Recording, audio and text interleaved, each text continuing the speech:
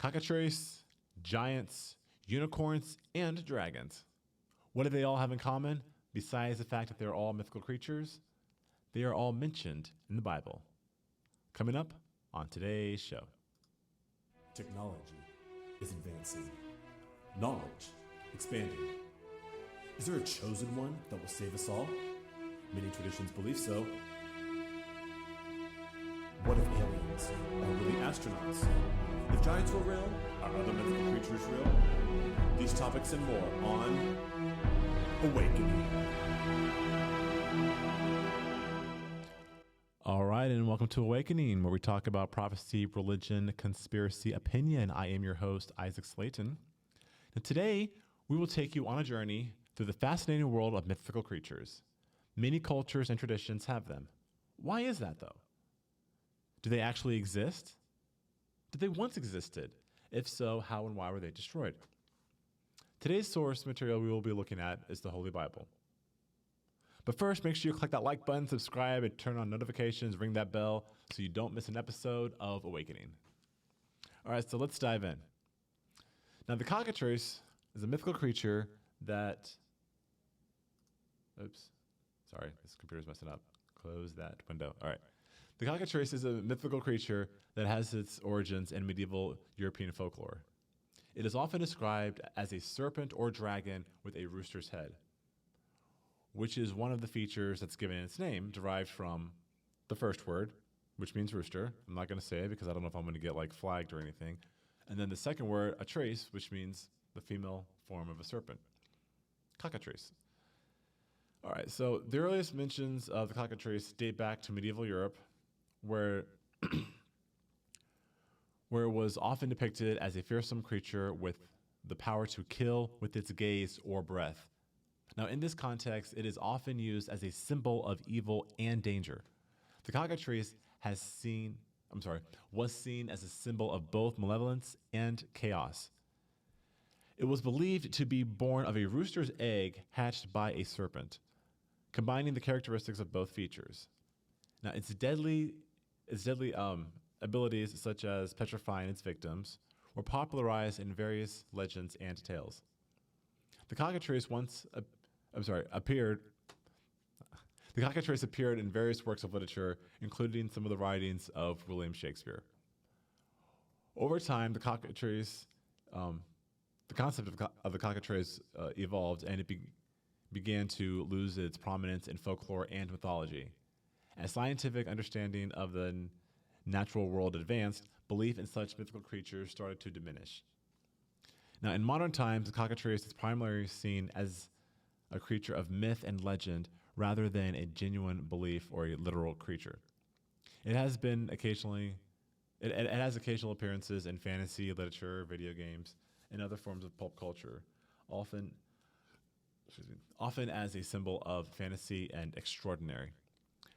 Now, I don't know about you, but if there's that TV show on Hulu called Little Demon, where Danny DeVito voices Satan and his daughter's the Antichrist, and she comes into her powers. But in one of the episodes, she actually she flies on a cockatrice. It's actually pretty cool. It's on Hulu. You should check it out.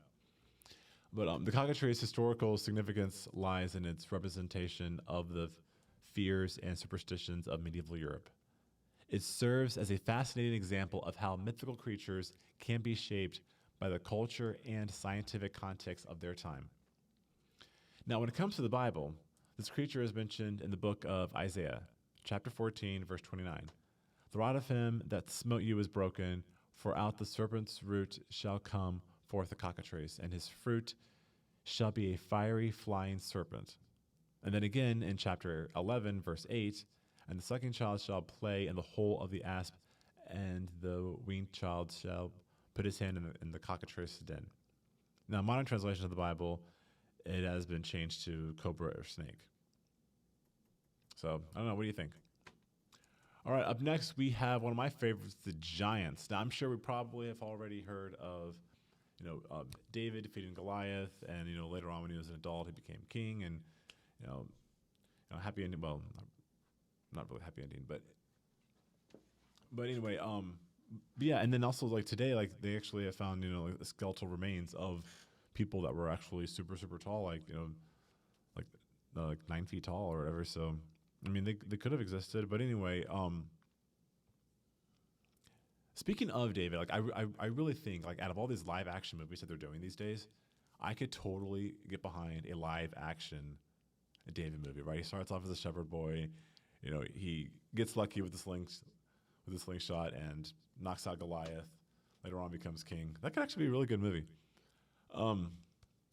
Anyhow, in the Bible, the term giants is mentioned in several passages, and it typically refers to the larger than life individuals or people of great stature. However, the concept of giants in the Bible is not uniform and can be understood in different ways depending on the context. Here are some key points to consider when discussing giants in the Bible. Now, the most known reference is in Genesis chapter 6. And here it talks about the Nephilim, which is used to describe a group of beings that are the offspring of the sons of God and the daughters of men. It is believed that the fallen angels, sons of God, mated with human women and they gave birth to the giants. These Nephilim are often interpreted as giants or mighty warriors. The exact nature of Nephilim is a subject of debate among scholars, and interpretations may vary. Now, here's one that's a little bit interesting, because this one actually only exists in the King James Bible, and that is unicorns. I kid you not, unicorns are in the Bible.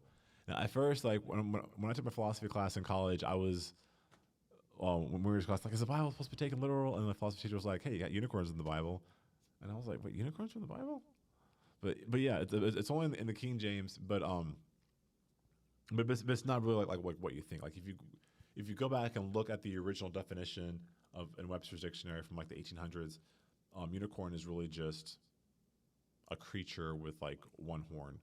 But you know we'll I'll get into that in a minute. But yeah, it's only mentioned in the King James Bible, and nowadays the modern translations have said, wild ox. But in Isaiah chapter 34, it talks about, and the unicorns shall come down with them, and the bullocks with the bulls, and their land shall be soaked with blood, and their dust made fat with fatness. Well, it's not a fat. And then also in Psalm chapter 92, verse 10, but my horn shalt thou exalt like a horn of a unicorn. I shall be anointed with fresh oil. Now, the word that they use for unicorn is rahim, for the Greek word, but it was changed to unicornus when the Bible was translated into Latin, and then when it was translated into English, unicorn. But yeah, when the Bible mentions unicorn, maybe they could have actually, existed, because like when I think of like some of these mythical creatures in the Bible, I'm thinking of the Chronicles of Narnia, whether if you want to go the original version where they're all in costumes, or you want to do the CGI with the Disney version in the 2000s. But who knows? Maybe back in the Garden of Eden, maybe everything was, since it was paradise, maybe all the animals, and humans all communicated with each other, and there were all kinds of creatures that don't exist anymore. Who knows? Also another one is the Sphinx, right? Was it body of a lion, face of a man? The Egyptian Sphinx, but that's also like the description of an angel. Of one of the angels. Like there's many descriptions of angels, but. All right. The next thing I want to talk about is dragons. Now, in the book of Revelation, it does talk about dragon, but in some cases that has been interpreted as either like Satan and his rebellion, Lucifer with his rebellion against God, and then some people say like, oh, well, the dragon, it could be a representation of China, and so I mean, who really knows? Like, why can't we all just have like? Why can't there be like someone that could just come down and just be like, no, this is what the scripture actually means, instead of saying like, well, this pastor says this bishop says this priest says this. It's all comes down to opinion, I guess. And the Bible mentions dragons in several places, but it's important to note that the biblical concept of dragons is different from the mythical dragons depicted in other cultures and folklore. Now, in the Bible, dragons is used in some translations to refer to as a large serpent or reptile creature, and these references are often metaphorical or symbolic. For example, in Isaiah 27, it says, "In that day the Lord with his sore and great and strong sword shall punish Leviathan, the piercing serpent, even Leviathan, that crooked serpent, and he shall slay the dragon that is in the sea." Now, Leviathan, that's another creature too. That's also in the Bible. But anyway, in this passage, dragon is used metaphorically to refer to as a symbol of chaos and evil, often identified with Leviathan, another mythical sea creature.